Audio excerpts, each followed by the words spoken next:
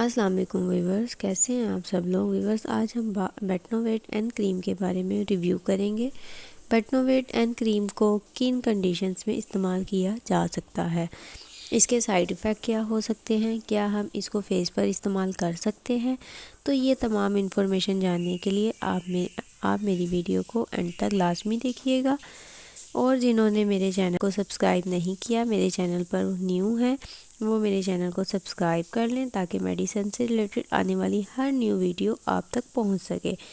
Viewers, Betnovate and cream 20 grams की packing में available है। ये GSK कंपनी की प्रोडक्शन है। GSK कंपनी जो एक मल्टीनेशनल कंपनी है, इसलिए बेटनोवेट एंड क्रीम का इस्तेमाल ना सिर्फ पाकिस्तान में बल्कि पूरी दुनिया में हो रहा है। ये इंडिया में भी बहुत ज़्यादा इस्तेमाल की जाती है। अगर बात करें बेटनोवेट एंड क्रीम की फॉर्मूलेशन की, तो ये एक एस्टेरॉयड क्रीम है। इसमें बेटामेथासोन पाया जाता है जो कि एक कॉर्टिकोस्टेरॉयड है, और न्यूमाइसिन पाया जाता है जो एक एंटीबायोटिक है। इसके बेनिफिट के बारे में बात करें, इसको किन कंडीशंस में यूज़ किया जाता है, तो वीवर्स, इसको स्किन पर बनने वाले दानों के लिए यूज़ किया जाता है। एक्नी में, स्किन पर होने वाली रेडनेस में यूज़ किया जा सकता है। रेडनेस किसी भी वजह से हो सकती है।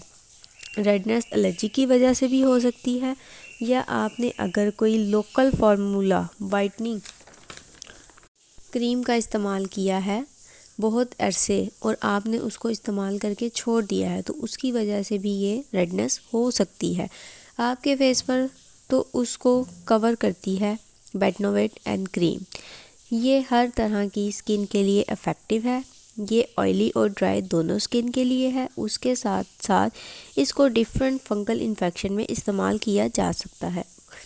क्योंकि ये मेडिकेटेड क्रीम है, तो आप इसको फंगल इन्फेक्शन में भी इस्तेमाल कर सकते हैं। जैसा कि आप इसको डर्मेटाइटिस पर इस्तेमाल कर सकते हैं, इसको आप स्किन पर होने वाले एक्ज़ाइमा पर इस्तेमाल कर सकते हैं। उसके अलावा सोरियासिस में इस्तेमाल कर सकते हैं। सोरियासिस भी स्किन की वो कंडीशन है जिसमें आपकी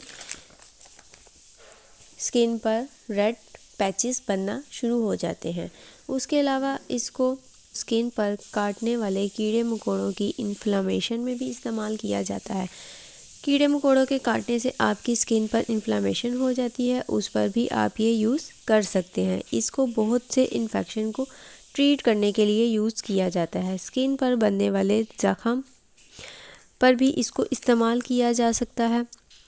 इसमें न्यूमाइसिन मौजूद है जो एंटीबायोटिक है। अगर आपको बॉडी पर कहीं एलर्जी या ख़ारिश हो रही है तो आप इसको वहाँ भी इस्तेमाल कर सकते हैं। आप इसको जिस्म के किसी भी हिस्से पर यूज़ कर सकते हैं, लेकिन फेस पर आपने इसका यूज़ बहुत ज़्यादा नहीं करना है। आपने इसको फेस पर उस एरिए पर लगाना है जहाँ आपको प्रॉब्लम हो। जस्ट इफ़ेक्टिव एरिए पर आप अप्लाई करना है, पूरे फेस पर इसको अप्लाई नहीं करना। और आपने इसको फेस पर 3 मंथ से ज़्यादा यूज़ नहीं करना।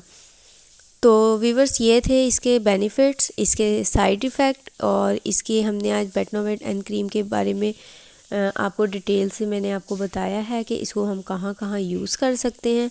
तो वीवर्स, उम्मीद करती हूँ आपको मेरी वीडियो अच्छी लगी होगी। अगर आपको मेरी वीडियो अच्छी लगी है तो मेरे चैनल को लाइक करें, सब्सक्राइब करें, शेयर करें और बेल आइकन को प्रेस करें ताकि आपको मेरी आने वाली हर न्यू वीडियो मिल सके। Thank you so much. Allah हाफिज़।